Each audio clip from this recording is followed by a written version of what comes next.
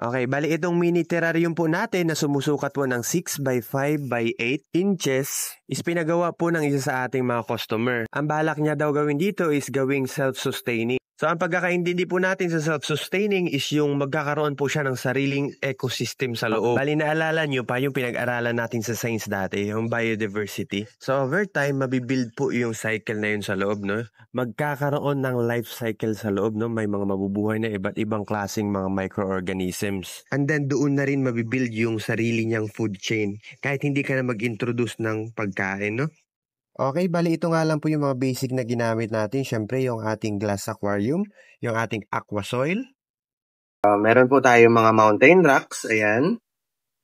Okay, ito po yung gagamitin natin, yung dark gray. Dark gray po na mountain rocks. Then meron po tayong mga spider woods. Ito po yung moss na gagamitin natin. Arbula indica or minsan tinatawag din po siyang twisted teeth moss. Okay, bali una po natin ginawa, nilagay po natin yung aqua soil and then inarrange po natin yung mga mountain rocks natin at the same time yung mga spider wood natin.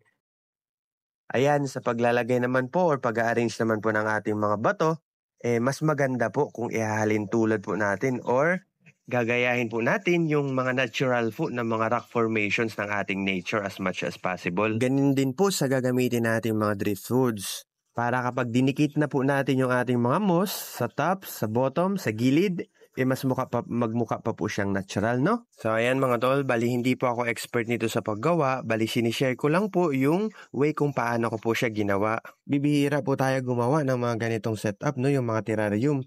Pero nakakatuwa nga po dahil nagustuhan naman po ng customers natin yung design natin na ganito. Ayan nga, no? So napakadali lang at napaka-basic lang po ng mga kailangan, no? So kayang-kaya nyo po to gawin. Pwede nyo rin po yan i-try.